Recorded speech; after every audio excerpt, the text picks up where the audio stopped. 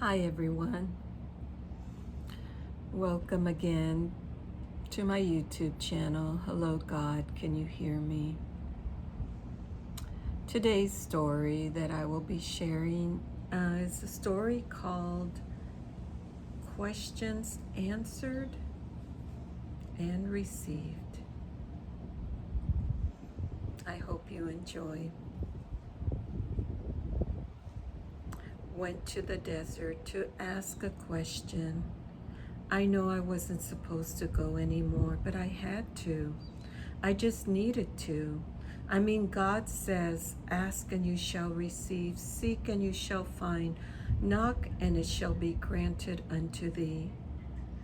I know I'm not asking, or I believe I'm not asking for the impossible for God, for he says nothing is impossible for him.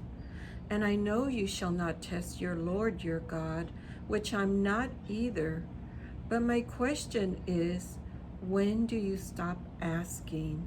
I mean, when do you stop asking for probably the tedious prayer, but the only one that may seem vain to some, but not to me? When everything else prayed is for all, when is too much enough? I mean, sometimes I think, stop already.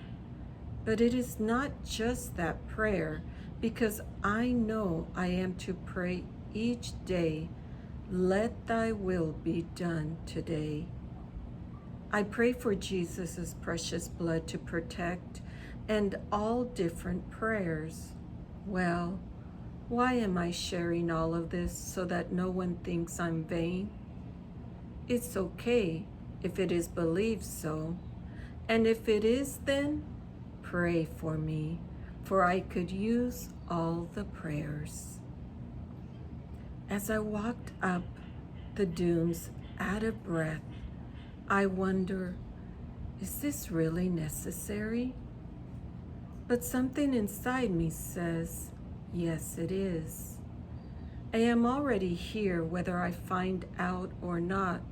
Well, at least I can spend some quality time with the Lord. At least I can pray and offer my thoughts to him and pray for all that comes to my heart.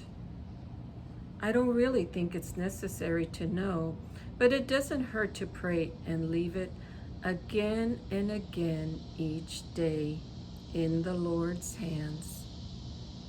Maybe I don't understand the process.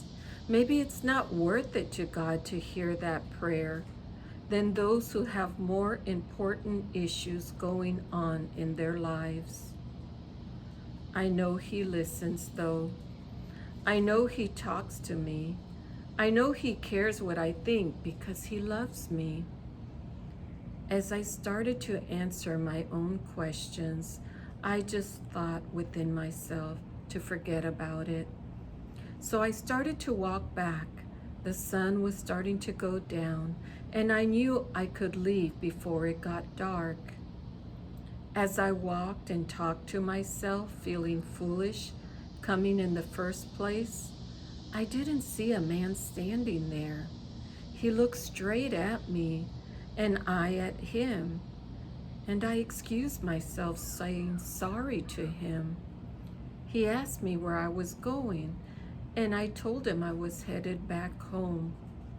He told me that was the wrong direction. I said no, I know the way because I have been here more than I can count, and smiled at him. I continued to walk and he yelled, okay, but you will be sorry. My heart froze a little to the words he said, and I started to get scared of what exactly did he mean I would be sorry. I prayed and pleaded the blood of Jesus over me and continued as I could see what was up ahead where I came. Somehow in an instant, everything started to change, as if the way the man said to go was the route, to go his way was the route. I thought maybe I got too much sun and was delusional, not knowing what to do. I said, Lord, help me, and continued to walk. Jesus, take the wheel of my direction, praying the Our Father, the Hail Mary, and other prayers I knew.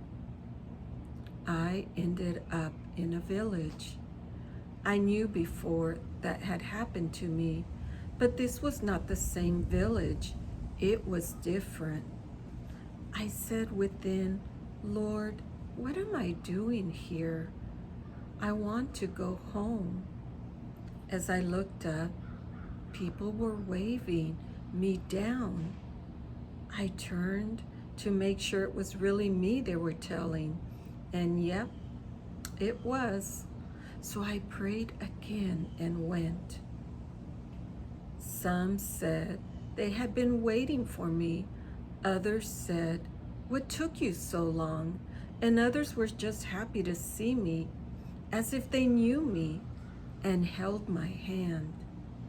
Again, as in the other village, I was prepared, bathed in oils, and groomed as if I was some sort of princess. Beautiful flowers arrayed around me, and the woman would just stare at me and smile.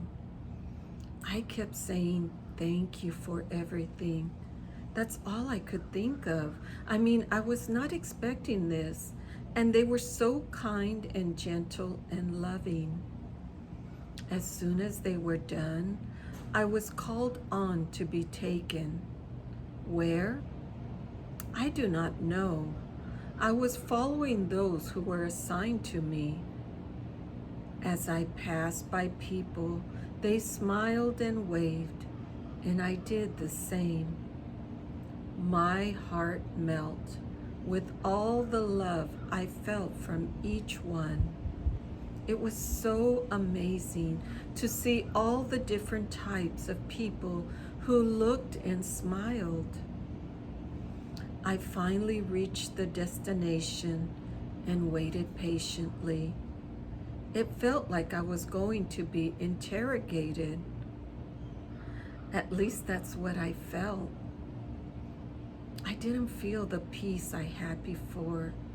I felt cold and afraid. I questioned what I was doing here. Why did I even decide to go to the desert, knowing something always happens under circumstances not under my control? Qué pena, molestando al Señor and ending up here. It is not what I wanted, and now I don't know what was to happen. I continued to wait. I fell asleep a couple of times. I dozed off and didn't know the time. I was about to get up and leave, thinking, well, maybe I was just forgotten about, and that it was probably sunny outside and I could find my way back, when all of a sudden I heard, "He is here." Who, I thought, who is here? Everyone bowed down as he came, as well as I did, as if I had no control over my body. The door closed, and it was just me and him. I could not see really anything because of the glory of his presence, but I could feel his presence. I wanted to run and hide like a little child who felt like she had done something wrong. But his presence was so loving, and this love was well felt. I did not need to say a thing, for he was answering all my questions. He knew each single one, and he really knew what really mattered to me. It was important that I knew that. He said it did not matter how many times I had asked, because I would eventually see the answer of the prayer, that I would be able to notice, even if it wasn't like others that had had a miraculous turn of event. It would be seen so that I could see with my own eyes. For a minute, I was about to feel foolish, but it stopped quickly. He also said that all the people I saw that smiled at me were here because of my prayers. They were no longer waiting, but had arrived at their final destination. I asked if I was at my final destination, and he said, not yet, because I had not received all that he had wanted me to receive. And also, it was important to share all that was taught to me so others could soar like I had. I put my head down, not thinking I really did anything, only did what I felt was right and did it out of love. It was so hard to accept what he was saying because of my unworthiness, but he stripped that away from me to be free and acceptable to what he was saying. I don't know what to say. Usually I had some thoughts and concerns and worries to share, but it seemed to be stripped away. Before he left, he told me, I know how much I mean to you.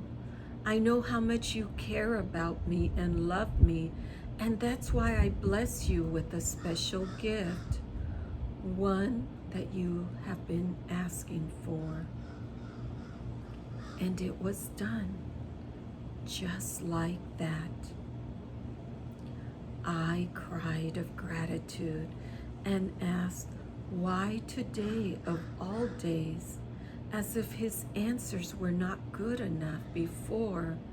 And all he said was, because you deserve.